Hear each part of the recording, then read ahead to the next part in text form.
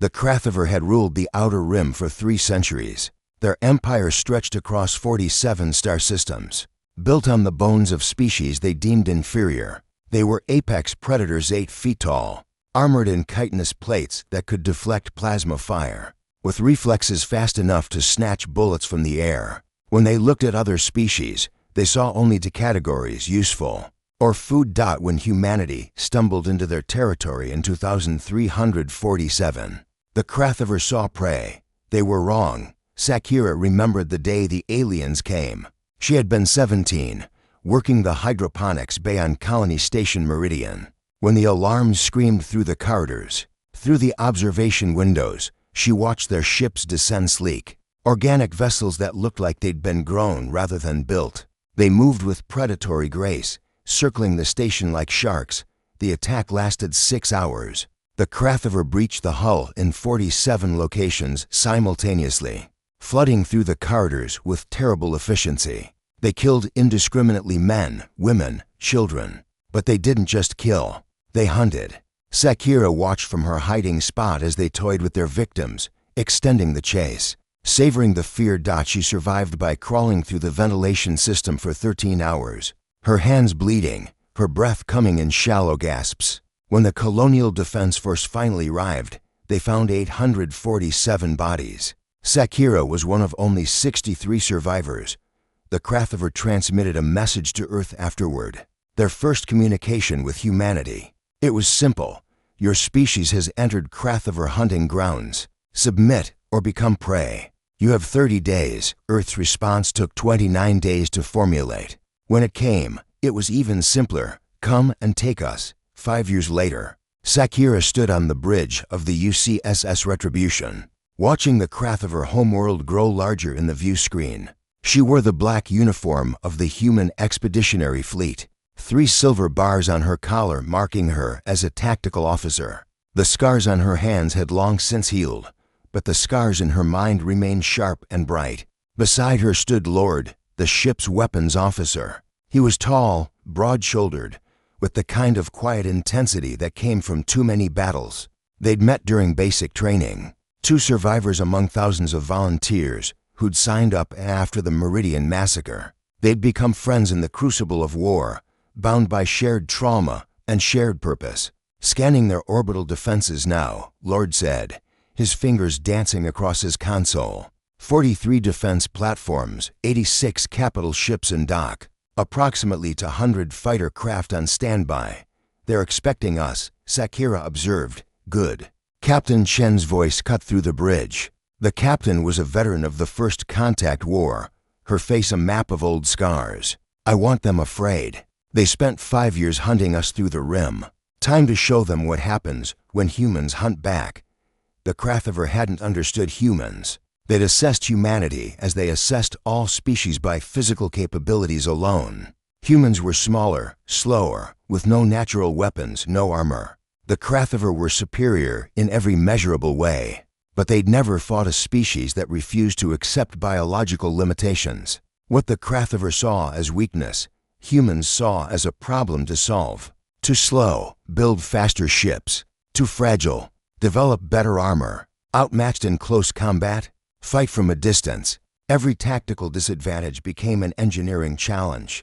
And humanity had always excelled at engineering. The war had been brutal. The Krathover were experienced hunters, and for the first 2 years, they'd driven humanity back system by system. They'd destroyed colonies, decimated fleets, killed millions. Each victory made them more confident, more convinced of their superiority. They never noticed the pattern emerging. Humans learned.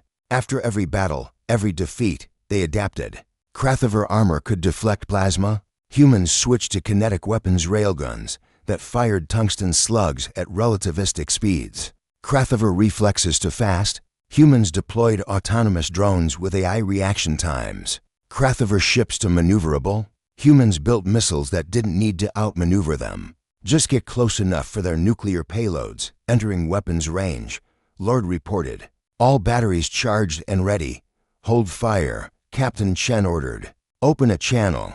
The view screen flickered, and suddenly they were staring at a Krathover commander. Its fur eyes glowed with predatory intelligence. mandibles clicking in what might have been amusement. "Humans," it hissed, "you dare approach our homeworld? We have hunted your kind across the stars. Your flesh is—" "Shut up," Captain Chen said calmly. "5 years ago, your species made a mistake. You saw us as prey. You came to our homes, killed our families, terrorized our children.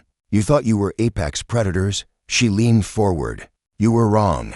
Humans aren't prey. We're the species that hunted mammoths to extinction with pointed sticks. We're the species that looked at the deadliest predators on our planet and turned them into pets. You picked a fight with the wrong damn species." The Krathover commander's mandibles stopped clicking. "Fire," Captain Chen said. The retribution unleashed hell.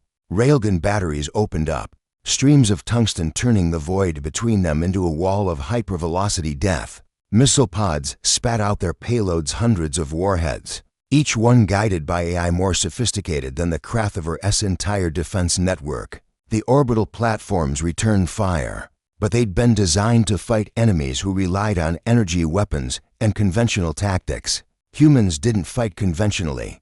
Sakura watched the tactical display as the battle unfolded. Green icons, human ships moved in coordinated swarms, overwhelming individual targets with concentrated fire. Red icons, Krathover vessels flickered and died. It wasn't a battle. It was an execution. "Target their military command center," Captain Chen ordered. Lord's fingers flew across his console. Target locked, firing. The Retribution's main cannon, a weapon that accelerated a 5-ton slug to .3 light. Speed spoke once. On the planet below, a flash of light marked where the Krathover military headquarters had been. The battle lasted for hours. When it ended, the Krathover orbital defenses were debris, their fleet was destroyed, and their homeworld was defenseless. Captain Chen opened another channel. "Attention, Krathover. Your military is broken. Your defenses are gone. You have one chance to survive as a species. Surrender unconditionally. You will be tried for war crimes. Your empire is over. You have 1 hour to respond." The answer came in 45 minutes. Unconditional surrender. Later, in the officers' mess, Sakura and Lord sat in silence, watching the planet below. Around them, crew members celebrated, but the two of them felt only exhaustion. "Is it over?" Lord asked quietly. "The war is," Sakura said. "But what we lost," she trailed off. Lord nodded. "They thought they were hunters. They didn't understand what humans really are." "What's that?" "Survivors. Whatever it takes, however long it takes, we survive. And we remember." He raised his glass. "To Meridian. To everyone we lost. To everyone we lost," Sakura echoed. Below them, the Krathover homeworld turned slowly, its surface scarred by war. The predators had learned a hard lesson. Humans weren't prey. They never had been. And in trying to make them so, the Krathover had awakened something far more dangerous than any apex predator. They'd awakened humanity's rage, and once awakened, it was unstoppable.